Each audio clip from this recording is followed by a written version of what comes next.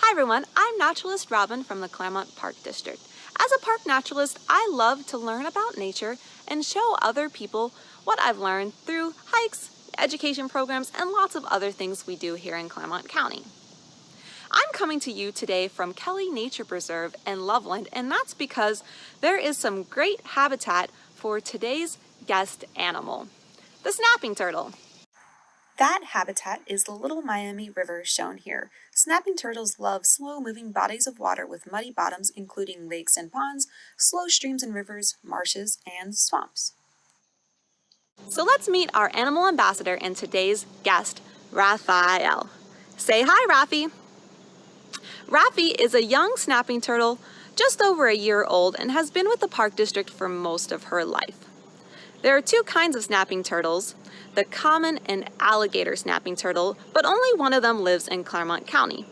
That's the common snapping turtle. Because she's found in Clermont County, we know that Rafi is a common snapping turtle, but there's also other things about her that tell us. One of those is what is inside of her mouth. Now, you wouldn't want to do this with a wild snapping turtle, but I have looked inside her mouth and she just has a normal tongue. Alligator snapping turtles actually have tongues that look like worms they'll use to lure fish in to eat them. That's pretty crazy. The alligator snapping turtles also grow a lot bigger. They can grow over 100 pounds, and they live farther south and along the Mississippi River. Our common snapping turtles will grow maximum to about 75 pounds at the largest. Although they really aren't dinosaurs, snapping turtles do look a lot like ancient creatures and have been around for a long time. So look at her sharp claws, scales along her front legs, pointy nose, and especially this tail that almost looks like a stegosaurus tail with those sharp projections along the back.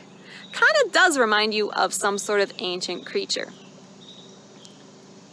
But she's just a turtle. They've been around for a long time too. Snapping turtles and all other turtles have remained relatively unchanged since the time of the dinosaurs. Most other animals have either died out or changed a lot, so they don't look much like they used to when dinosaurs were around. So let's take a closer look at a snapping turtle shell. This is the shell from an adult snapping turtle, and you might notice that this is a lot bigger than Rafi. So this means she has a lot of growing to do. Turtle shells are made from keratin on the outside, kind of like our fingernails, and bone on the inside. Now, instead of growing entirely new bones to make their shells, turtles use bones that they already have in their body and that lots of other animals, including humans, have in our bodies. So along the back in the middle is where the spine would be. This has been kind of polished down and removed, so you can't see that too much, but that's the same as our spine or backbone going down our backs. Extending off from that, you might kind of see lines going outwards towards the edge of the shell. Those are the turtle's rib bones, just like our rib bones. But their rib bones have fused together, making one big plate, which forms the foundation of the turtle's shell. Because the turtle shell is made out of bone and their spines attached to it, a turtle can't live with their shell removed. How are snapping turtle shells different than other turtle shells? Well, first, your snapping turtles in the wild are usually covered with mud, algae, and plants, so they can be hard to see. Fortunately, we have this nice clean shell to look at. So you might notice some spiny projections on the back, a ridge now in the middle. And let's compare that to our red-eared slider shell. Not quite as sharp as projections. You can still see the ridge down there. But overall, not that much different, right? That is until we take a look at the bottom of their shell. I'm gonna grab a Rafi. So compare this red-eared slider bottom shell to the bottom shell of Raphi's. Do you notice a difference? Raphi's shell is a lot smaller on this bottom plastron. It's like a snapping turtle wearing a bikini.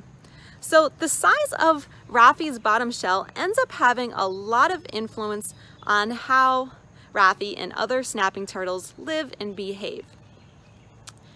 Because of that tiny bottom shell, snapping turtles aren't able to retreat into their shells like a lot of other turtles can. That means they don't have any place to go hide.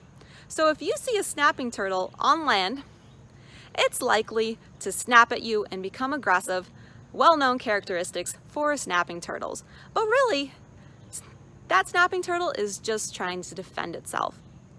In the water, a snapping turtle will usually just swim away and hide and won't come after you because its main goal is just to survive. That snap that our snapping turtles are named after is because of their powerful jaw and how they eat their food. Although snapping turtle jaws are really powerful and capable of doing a great deal of damage to a carelessly placed finger, stories of their snapping broom handles are a little bit exaggerated. For their size, snapping turtles don't have quite as powerful of jaw as you'd think they do. A human jaw back in your back molars can actually bite harder than a snapping turtle can. For their size, that's still a really powerful bite though. I think it's really the speed of a snapping turtle's bite that's impressive. Snapping turtles are ambush predators, which means they'll sit somewhere hidden and just wait for their prey to come, then snatch it out of the water once they see it.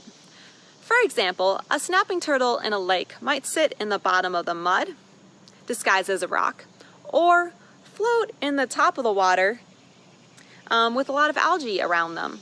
When a prey animal, such as a fish, comes swimming by, that snapping turtle will shoot their head out with incredible speed and catch the fish before it even notices there's a turtle there at all.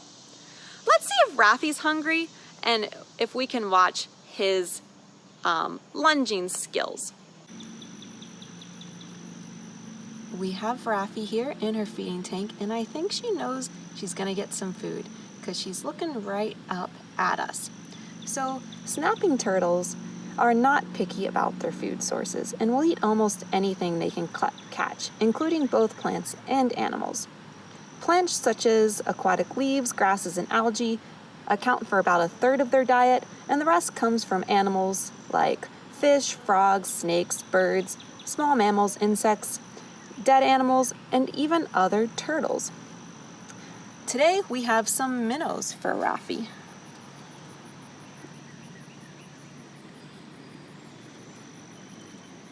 Let's put those minnows in.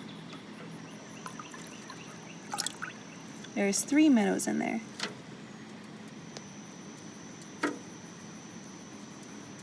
She's snapping at them.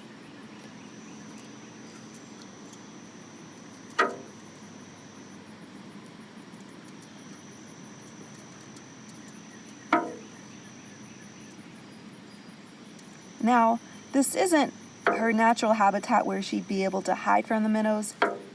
Oh, there she has one in her mouth, and I think she's already caught all 3. But as I was saying, since this isn't her natural habitat that she would catch minnows, she's not disguised, so the minnows are trying to get away from her. But you can see how she's swallowing the fish whole. She doesn't have any teeth, so she's not able to chew up the fish. She just has to swallow it. If an animal is too large, they can use their sharp beak to tear up whatever they're eating. All right, it looks like she's done, and she's gotten all of the minnows. That's all. Yeah, that's all, Raphi. As we just saw, snapping turtles get their food from water. They also can move faster in water and more easily hide in the water. So why do they come on land at all? We know they do come on land because I have, and some of you probably have too, seen snapping turtles crossing the road, wandering through your yard. So they do come on land. And the reason they come on land is to find a nesting site. You probably have seen them in May through June. And that's when females come on land in search of a place to lay their eggs. Their egg looks a lot different than a chicken egg, right? You probably wouldn't mistake that for a bird egg if you saw it out in the woods. So once the mother snapping turtle finds a soft patch of soil, she'll dig a hole, lay 20 to 40 eggs about, and bury those eggs in the ground. Snapping turtles aren't known for their mothering skills, though. They'll leave those eggs and return to the pond or wherever they came from, leaving all the eggs and future hatchlings to fend for themselves. This leaves those eggs in a lot of danger. In fact, about 80% of snapping turtle eggs are destroyed before they even hatch.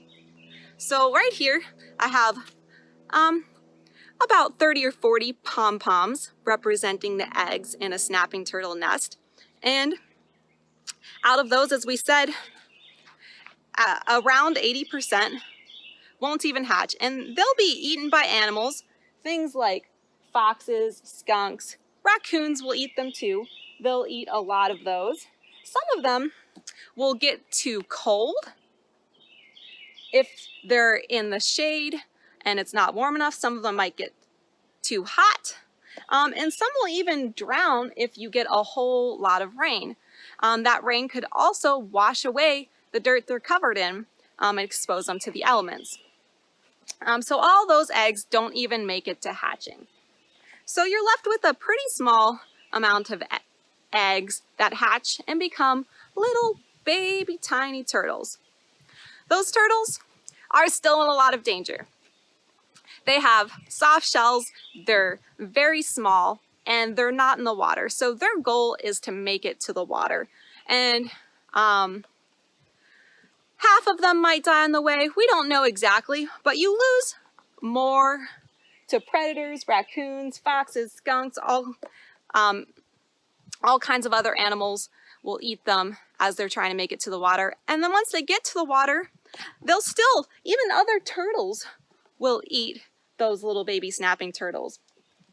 So when you get down to it, less than 1%, so less than 1 out of all those turtle eggs we started with will survive to become adults. Now, happily, once that one turtle does hatch and make it to the water, survive in the water, grow up years to become an adult with a hard shell, growing large, there's almost nothing that will eat them.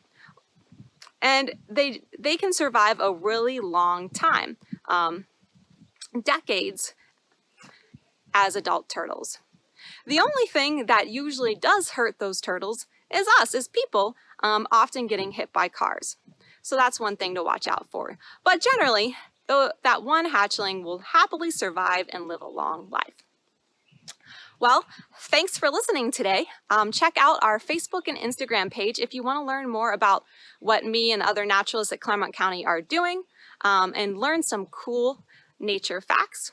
If you have questions about snapping turtles or have seen any interesting snapping turtle sightings yourself, please post them in the chat and I'll get back to you. Have a great day and thanks for listening.